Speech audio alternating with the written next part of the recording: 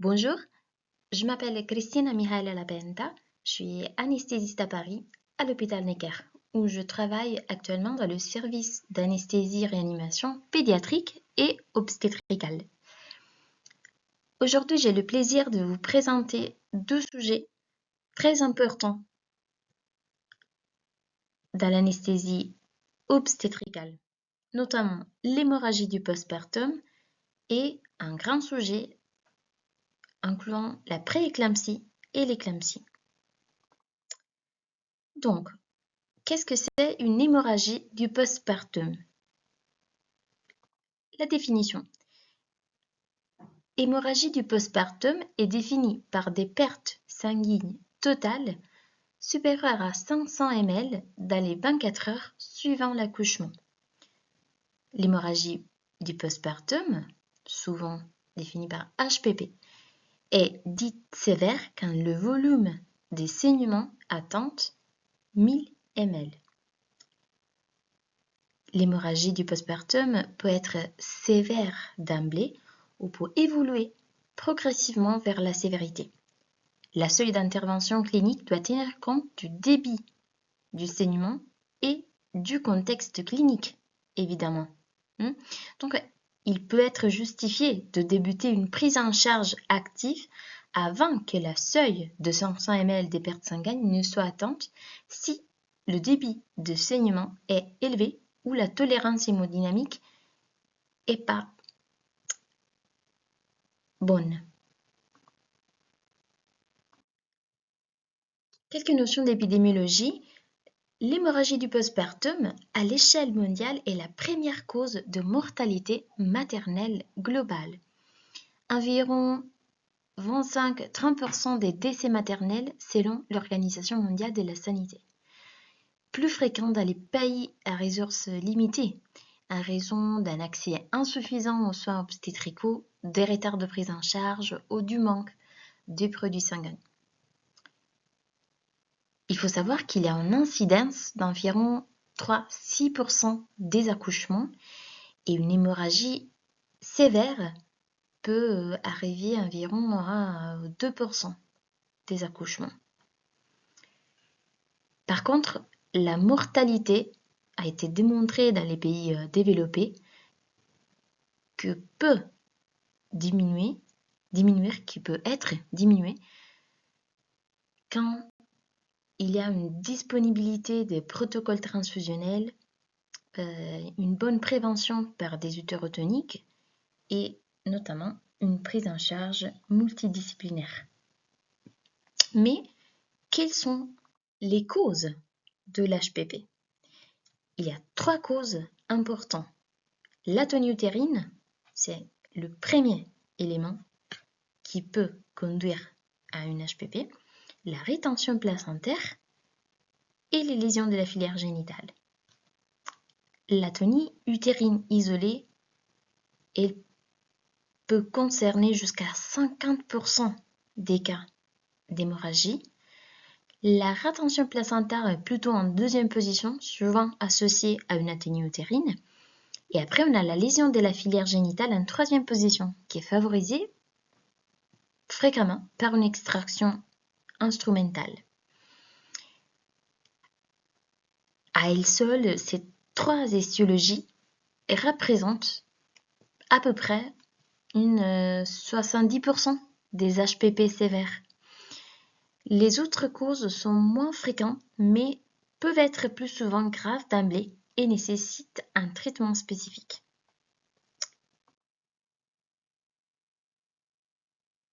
Je vous ai mis ici les autres causes d'HPP moins fréquentes, mais plus souvent sévères.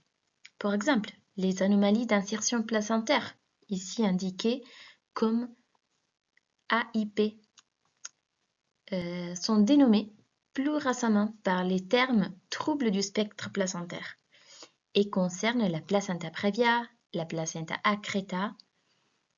Par exemple, une placenta previa chez une femme présentant un utérus cicatriciel est la situation la plus à risque de placenta accreta, d'autant plus que le nombre de cicatrices utérines augmente. Et parmi ces AIP, donc ces anomalies d'insertion placentaire, la placenta accreta constitue la première indication d'hystérectomie d'hémostase. Attention parce que certaines étiologies peuvent être à l'origine d'hémorragies débutant déjà en antépartum et qui se poursuivent en postpartum. Par exemple, les AIP, donc les anomalies aux troubles du spectre placentaire. Mais il y a aussi l'hématome rétroplacentaire qui survient les plus souvent dans le cadre d'une prééclampsie, ou plus rarement lors d'un traumatisme abdominal. Il y a aussi la rupture utérine et les troubles de l'hémostase sévère antépartum. Mais c'est vrai aussi que le plus souvent, il complique secondairement une HPP provoquée par une autre étiologie. Donc, à retenir ces 3 causes d'HPP les plus fréquents, les plus importants. Les 3 représentent, comme on vient de dire, jusqu'à 70% des HPP sévères. Et ici, c'est une autre façon de voir ces causes d'HPP. Et ça peut être plus utile, on dirait, pour se souvenir des causes les plus importantes d'HPP. Et ici, on a représenté les très connus 4 T de l'HPP. Donc, on voit la majorité des cas qui est due à une athénie utérine, un défaut des contractions, donc des muscles utérins. On voit ici représenter aussi les troubles de la coagulation comme cause d'HPP, mais qui sont un peu plus rares. Et on a parlé des anomalies d'insertion placentaire, et après tout ce qui est lésion de la filière génitale. Attention parce que malgré cette classification, il y a à peu près un 20% des HPP qui demeurent inexpliqués. Peut-être pour une atonie utérine non diagnostiquée ou une pathologie hémorragique qui n'a pas été identifiée. On a vu les causes, mais est-ce qu'il existe des facteurs de risque? Bien évidemment. De nombreux facteurs de risque d'HPP ont été décrits. Ils sont multiples, ils peuvent être liés au terrain maternel, à la grossesse, au travail, à l'accouchement. Toutefois, l'HPP peut également survenir en absence de facteurs identifiés. On voit ici représenter les facteurs obstétricaux, qui sont sûrement les majeurs, donc l'athénie utérine, la principale cause d'HPP, un travail prolongé au dystocique, un accouchement instrumental en césarienne, la grossesse multiple, la macrosomie fœtale, un polyhydramnios, les anomalies placentaires comme on vient de voir et la rétention placentaire. Après, il y a les facteurs définis comme maternels. Par exemple, des antécédents d'hémorragie du postpartum, l'âge maternel avancé ou la multiparité, l'obésité ou l'anémie pendant la grossesse. Et ce qu'on a déjà vu parmi les facteurs un peu plus importants, les causes plus importantes, c'est les troubles de la coagulation, congénitaux ou acquis. Enfin, il y a les facteurs liés à la prise en charge obstétricale, comme l'induction ou la stimulation excessive du travail par l'oxytocine, le travail très rapide ou prolongé, mais aussi l'anesthésie générale, la surdistension utérine. Mais parmi tous ces facteurs, 2 facteurs de risque d'HPP sévère méritent d'être soulignés, notamment la césarienne et les anomalies placentaires. L'accouchement par césarienne, notamment en urgence, concerne jusqu'à 20-30% des patients. Et pour les AIEP, donc les anomalies d'insertion placentaire, dont les diagnostics anténatals permettent d'anticiper l'HPP et en particulier d'orienter ces femmes vers un centre un peu plus spécialisé.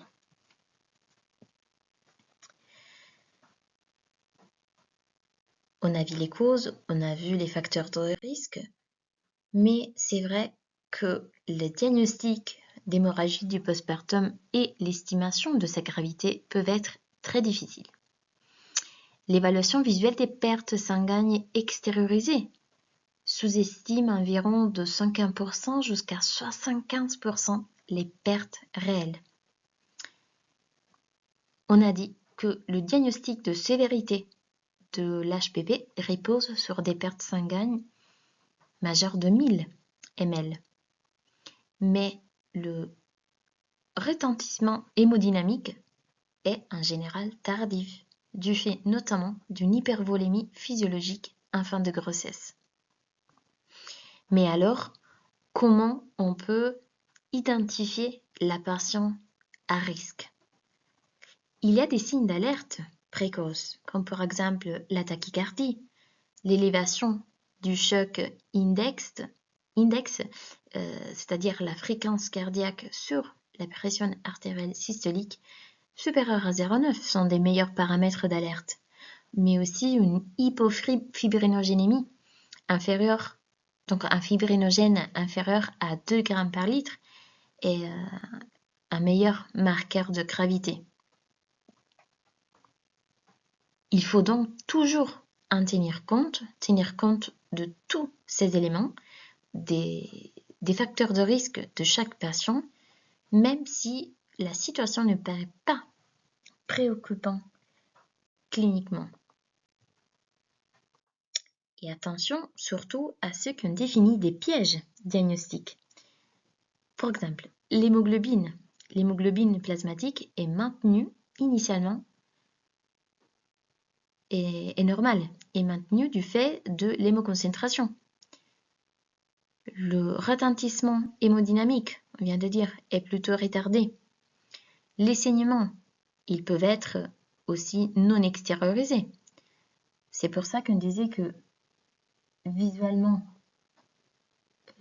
on sous-estime les pertes sanguines jusqu'à 50-75%. Parce qu'il peut y avoir des saignements non extériorisés, comme par exemple l'hémopériton post-césarienne, ou sur rupture utérine, l'hématome rétroplacentaire ou des hématomes dans la paroi de la filière génitale.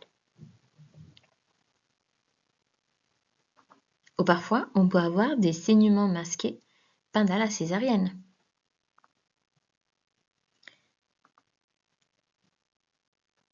Donc, l'hémorragie du postpartum représente une urgence obstétricale et donc la prise en charge doit être rapide, si possible protocolisée et multidisciplinaire afin de prévenir la morbidité et la mortalité maternelle.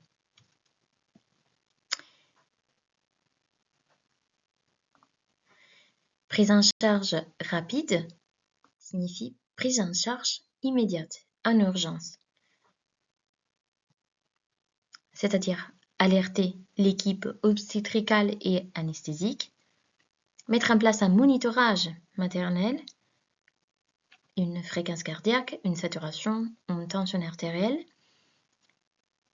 poser des voies veineuses qui sont larges, qui peuvent nous permettre de mettre en place de remplissage vasculaire et au même moment où on pose la perfusion, essayer de envoyer un bilan biologique parce que ça peut nous permettre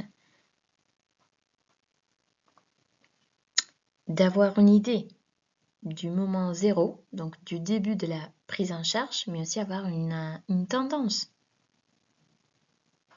et évidemment oxygénothérapie et remplissage vasculaire précoce. Associé à cette prise en charge immédiate, il y a évidemment le traitement obstétrical initial par massage utérin immédiat, par administration d'utérotonique, notamment l'oxytocine à première intention, les prostaglandines si inefficacité et l'acide tranexamique qui est recommandé plutôt précocement.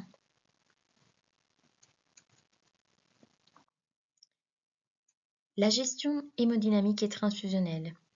On vient de dire la pause de perfusion, on vient de dire le remplissage vasculaire et donc la correction de l'hypovolémie. Et si besoin selon les valeurs, la transfusion selon le protocole de globule rouge, de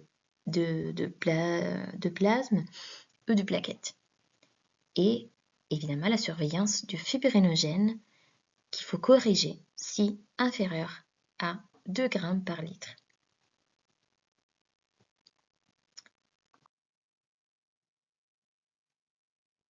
Dans les traitements de deuxième ligne, si il y a un saignement persistant, il faut penser à un tamponnement intra-utérin, un ballon, les techniques de radiologie comme l'embolisation, une chirurgie conservatrice.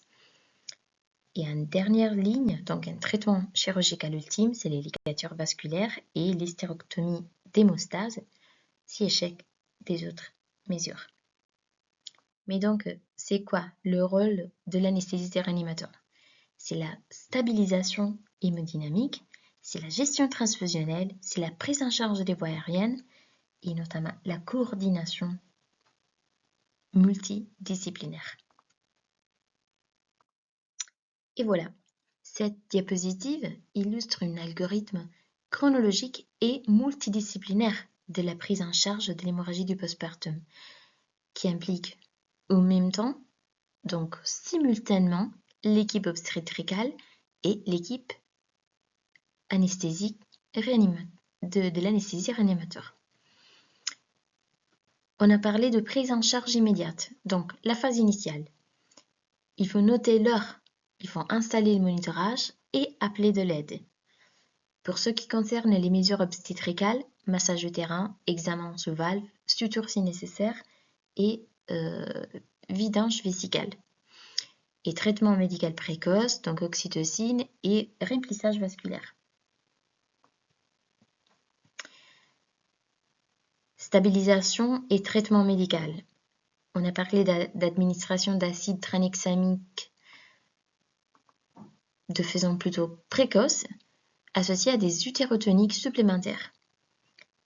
Il faut envoyer un bilan biologique, la préparation transfusionnelle et la surveillance hémodynamique, avec un maintien de la pression artérielle, l'oxygénation et le réchauffement de la patiente. Et au final, si persistance du saignement, tamponnement intra-utérin par ballon, optimisation transfusionnelle par fibrinogène, plasma, plaquettes, et après des traitements de sécure, comme l'embolisation artérielle, des techniques chirurgicales conservatrices ou un dernier coup, l'hystérectomie et l'hystérectomie d'hémostase.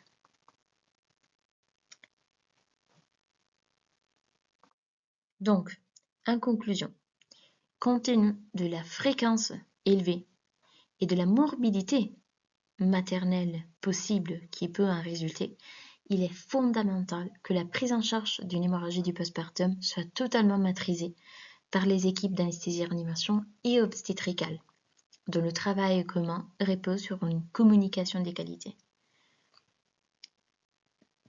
Donc,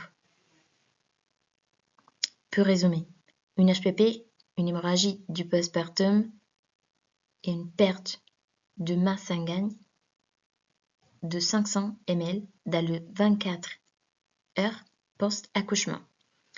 On définit une HPP sévère si ces pertes sanguines sont supérieures à 1000 ou on a un saignement rapidement abondant et cette perte sanguine représente une urgence obstétricale qui nécessite une prise en charge multidisciplinaire immédiate.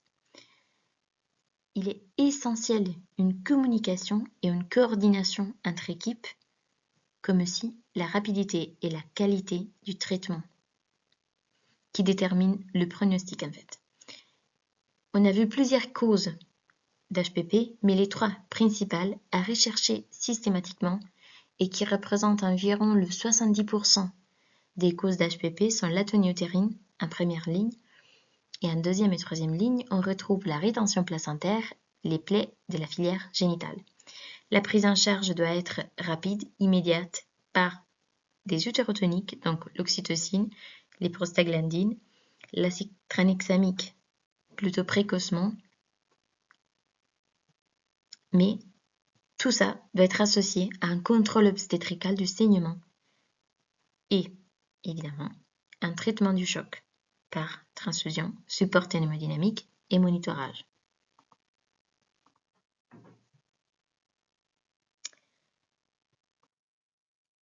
On va voir là le deuxième sujet de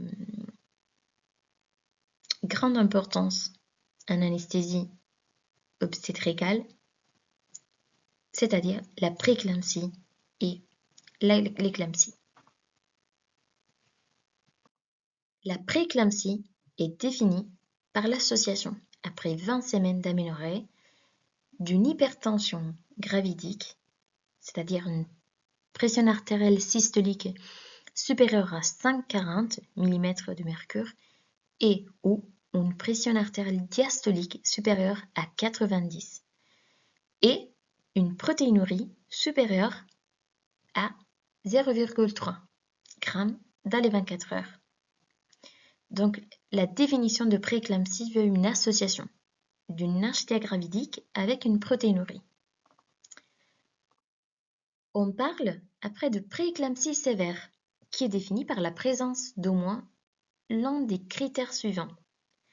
Une HTA sévère, et donc une pression artérielle systolique supérieure à 160 et ou une diastolique supérieure à 110, une protéinurie supérieure à 3 g dans les 24 heures, une valeur de créatinémie supérieure à 90 micromoles par litre, ou une oligurie ou une thrombopénie.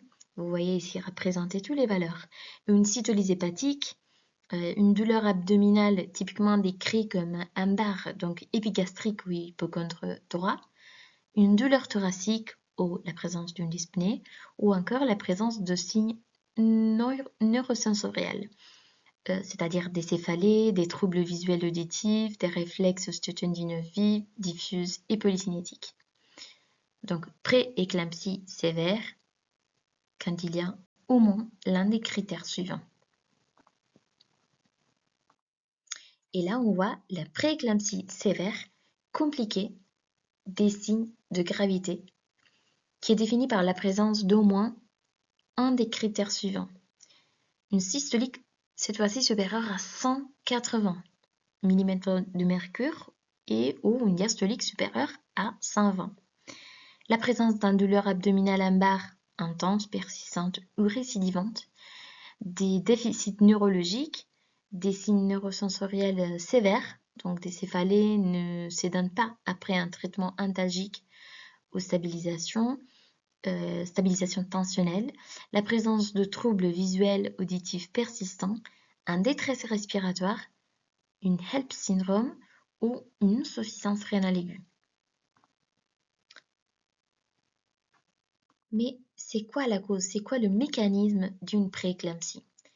C'est vrai que la physiopathologie de la prééclampsie est plutôt complexe et semble débuter par une anomalie de la placentation.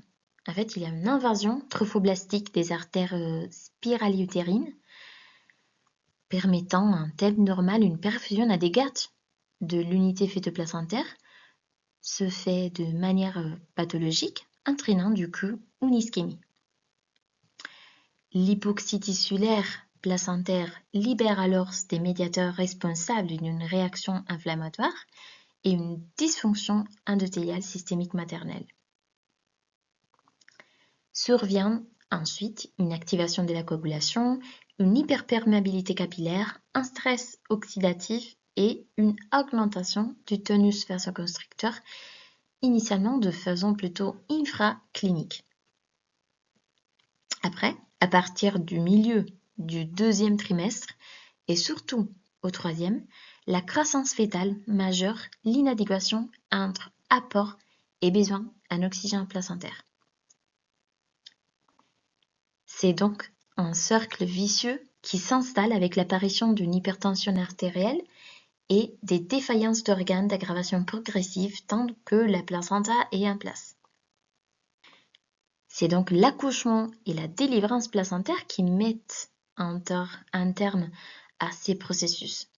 Une amélioration significative de l'état maternel survient en fait déjà dès les premiers jours postpartum. Mais du coup, qu'est-ce que c'est le traitement de la prééclampsie? Donc, l'hypertension artérielle sévère, comme on a défini une systolique supérieure à 160 et ou une diastolique supérieure à 110, est associée à une morbidité maternelle, néonatale et fœtale plutôt sévère, particulièrement l'accident vasculaire cérébral hémorragique maternel. Il est donc recommandé de débuter un traitement hypertenseur dès l'apparition d'une HTA sévère, avec comme objectif thérapeutique d'obtenir durablement une systolique inférieure à 160 et une diastolique inférieure à 110. Mais sous quelle voie d'administration et avec quelle modalité? C'est vrai qu'un cas d'hypertension artérielle sévère est compliqué de signes de gravité. L'urgence à faire baisser la pression artérielle indique les recours à la voie intraveineuse.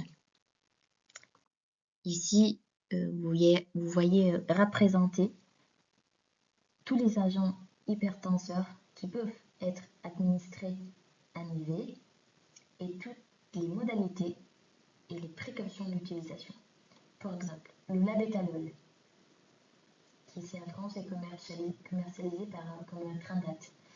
Il a privilégié en première intention, évidemment, hors contre-indications comme l'asthme, la BPCO, la bradycardie, la présence ou antécédent de troubles de conduction intracardiaque ou des antécédents de réaction de hypersensibilité. À quel dosage? Avec également des stratégies de titration par bolus IV. Par exemple, un premier bolus à 20 mg en IV sur 2 minutes et si échec, à poursuivre avec des petits bolus jusqu'à l'administration en IVC, donc l'administration par perfusion continue.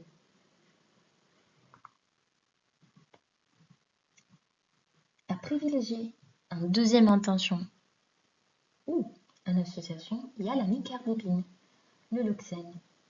Comment on peut l'administrer? Sur la stratégie, il y a toujours une stratégie de titration, donc un bolus de 0,5 mg en IV sur plus de 2 minutes, à répéter 3 fois, et après, si échec, on la poursuit à perfusion continue. Et si ça ne marche pas, même à des dosages plutôt hauts, on va rajouter un autre antihypertenseur en IVC. Par exemple, le Rapidil, le Prestil, qui est à privilégier encore en deuxième intention ou en association. Et dans le schéma, vous voyez représenter les dosages des bolus.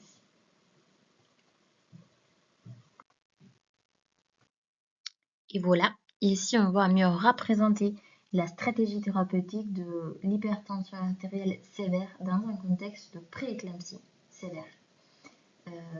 Donc une hypertension sévère avec une systolique supérieure à 160, une diastolique supérieure à 110, que si associé à des signes de gravité, nécessite un traitement intraveineux. Et encore plus si on a des valeurs supérieures à 180 sur 120, stratégie idéale doit être par bolus IV, avec comme objectif, évidemment, la réduction des valeurs de systolique inférieure à 160 et diastolique inférieure à 110. Ce qui est hyper important, c'est la surveillance de la pression artérielle maternelle rapprochée, mais aussi le rythme cardiaque fœtal en continu. Et donc, comme on avait vu dans la diapo précédente, le labetalol est la stratégie thérapeutique de première intention, suivie par une cardipine ou rapidine en deuxième intention, avec un relais TEROS de 4 à 6 heures après le contrôle de l'HTA sévère. Et là-ci, le labetalol, c'est encore en première intention.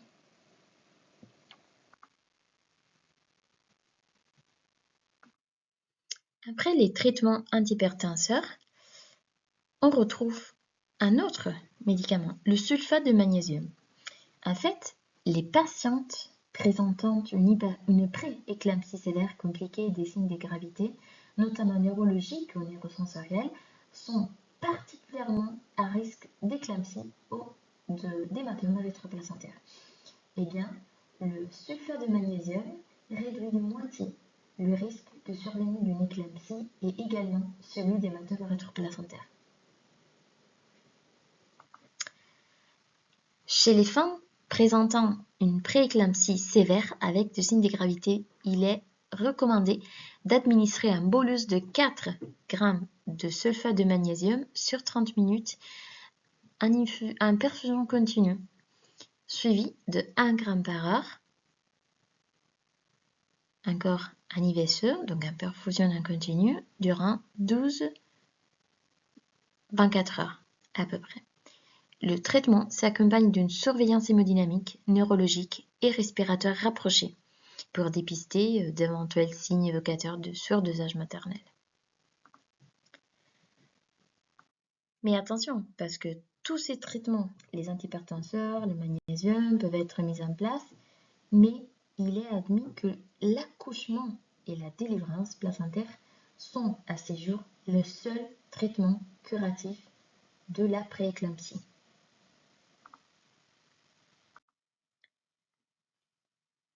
Bien évidemment, la prise en charge repose sur l'équilibre entre le risque maternel et le bénéfice fœtal.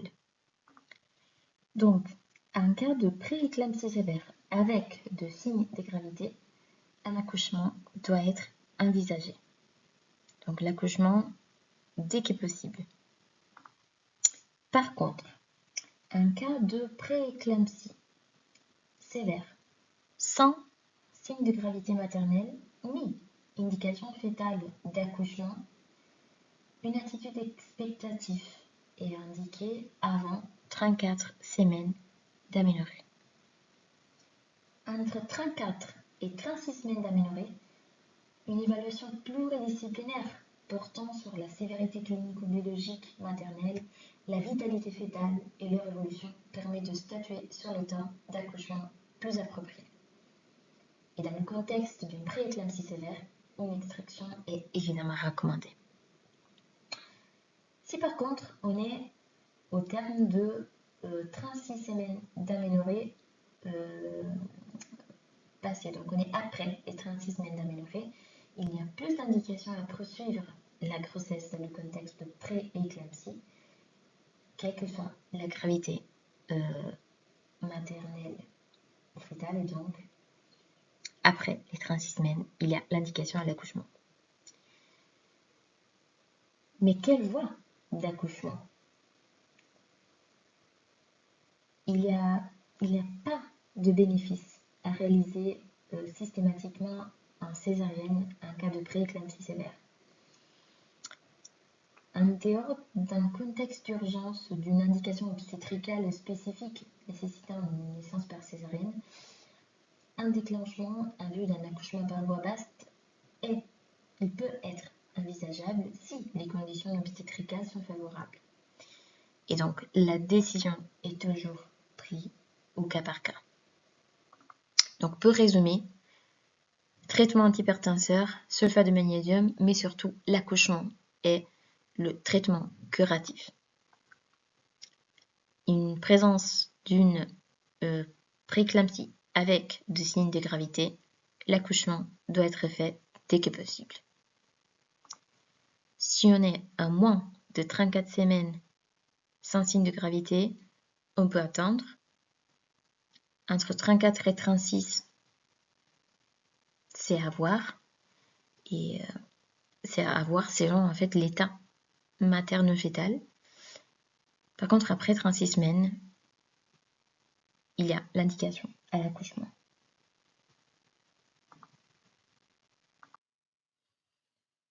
Et voilà, là c'est encore un résumé des traitements. Donc, en première ligne, le contrôle de l'hypertension, traité rapidement si on a des valeurs de systolique supérieures à 160, de diastolique supérieure à 110. Le labétalol, un IV, est le traitement en première intention. Les alternatives sont la nicardipine ou le rapidil, si contre-indication ou en association. Pour la prévention de l'éclampsie, le sulfate de magnésium est indiqué en cas de signe de gravité avec une bonne surveillance neurologique, respiratoire et hémodynamique. Pour la gestion de l'hémodynamique, c'est important le remplissage vasculaire, mais il faut que ça soit prudent devant le risque d'édème. On a parlé de l'accouchement comme le seul traitement curatif et on a dit qu'à ce moment, il n'y a pas vraiment une indication précise, préférentielle pour le type, la voie d'accouchement. Mais quelques mots sur la prise en charge anesthésique pour l'accouchement.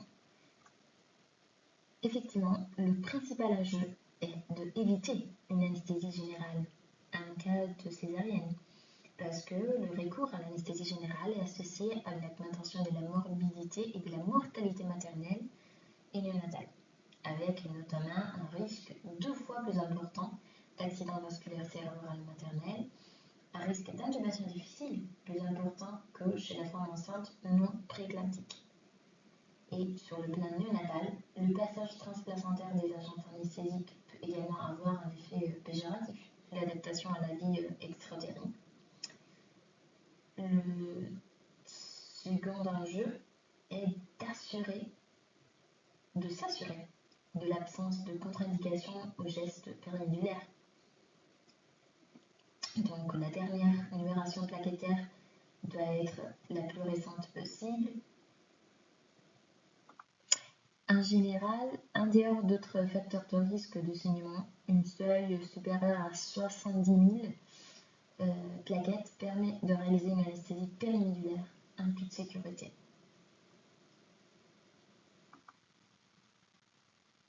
Et même s'il existait un risque majoré d'hématome périmodulaire entre 50 000 et 70 000, une hiérarchie anesthésie semble, dans le contexte de prééclampsie sévère, avoir un rapport bénéfice-risque plutôt favorable. En général, en cas d'accouchement par voie basse, l'analgésie péridurale est indiquée médicalement pour plusieurs raisons.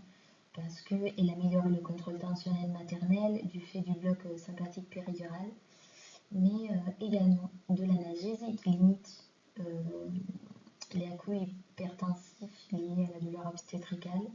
Et en plus, elle permet d'éviter le recours à une anesthésie générale en cas de césarienne en cours de travail, risque qui en a vu augmenter chez les parturientes prééclamptiques. En cas de césarienne, les bénéfices de l'anesthésie périmodulaire sont chez la femme prééclamptique encore plus importants. En dehors des césariennes en urgence extrême, il est donc recommandé de réaliser une anesthésie périmodulaire. Si on arrive à avoir une césarienne nécessitant anesthésie générale, il est certaines précautions.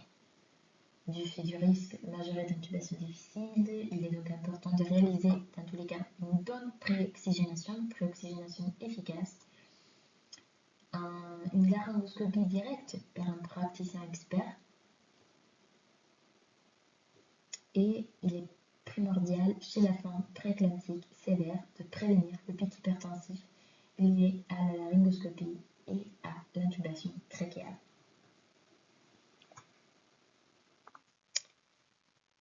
On a parlé donc de prééclampsie, mais qu'est-ce que c'est alors l'éclampsie? L'éclampsie correspond à la survenue d'une crise tonico-clonique généralisée chez la femme enceinte, classiquement un antépartum dans un contexte de prééclampsie, et le plus souvent précédée par des signes neurosensoriels importants. Néanmoins, elle peut survenir durant le travail ou un postpartum, voire de nouveau sans une prééclampsie préexistante.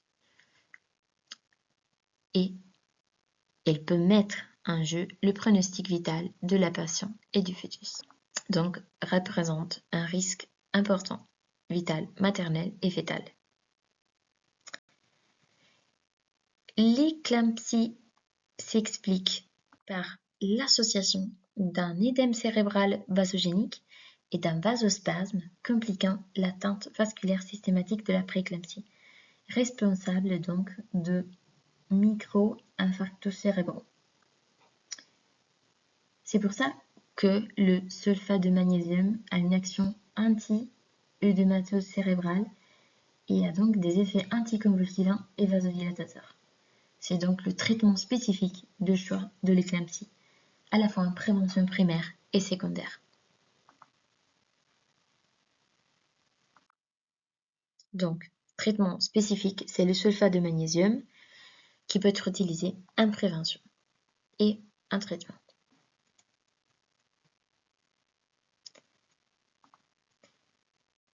Donc, la prééclampsie, l'éclampsie sont des urgences obstétricales qui nécessitent des prises en charge rapides. Dans ces cas-là, de l'éclampsie, c'est une prise en charge immédiate. La prise en charge nécessite une stabilisation maternelle immédiate avant toute décision obstétricale. En fait, lors d'une crise convulsive, la priorité est assurer la sécurité des voies aériennes et l'oxygénation. La patiente doit être placée en position latérale gauche afin de limiter le risque d'inhalation et améliorer aussi le retour venu. Une oxygénothérapie doit être administrée. Il faut aussi une voie veineuse périphérique qui marche, mise en place rapidement. Et le traitement spécifique repose sur l'administration de sulfate de magnésium, qui, comme on vient de voir, a des effets anticonvulsivants, vasodilatateurs et antiédémateux cérébraux. Généralement, il y a une dose de charge qui est administrée par voie intraveineuse, suivie d'une perfusion d'entretien avec une surveillance étroite neurologique, respiratoire et hémodynamique. Après, une fois l'état maternel est stabilisé, une évaluation obstétricale et fœtale est évidemment réalisée afin de déterminer l'indication et les modalités de l'accouchement. La naissance reste en effet le seul traitement curatif de la pathologie. Toutefois, la césarienne en urgence n'est indiquée que si l'état maternel ou fœtal l'impose. Lorsque donc la situation est stabilisée, une anesthésie loco-régionale peut être envisagée sous réserve d'une médiation plaquettaire adéquate. Après, pour le postpartum, donc après l'accouchement, la surveillance doit se poursuivre en unité de soins critiques avec un monitorage maternel rapproché et, si nécessaire, la réalisation d'une imagerie cérébrale afin de dépister d'éventuelles complications neurologiques.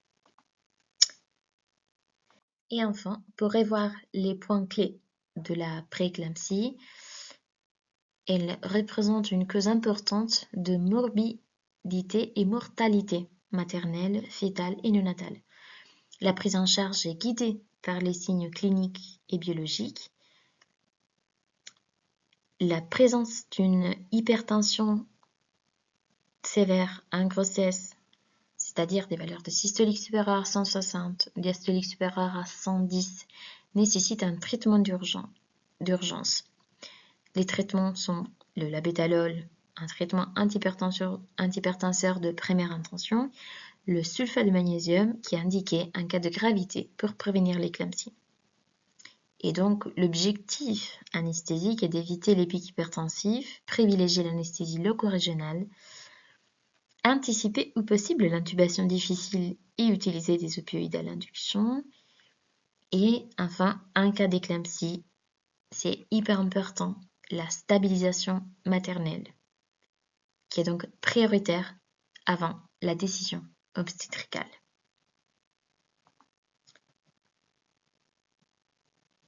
J'espère que cette présentation a été claire.